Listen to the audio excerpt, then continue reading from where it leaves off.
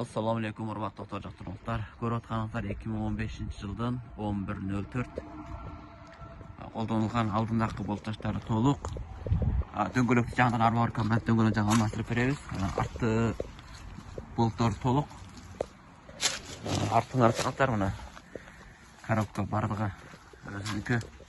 Артын баса турган түрү цилиндр менен. Анан кийин трактор мындай краска болгон, жана ачылган, ремонтка түшкөн абал жок.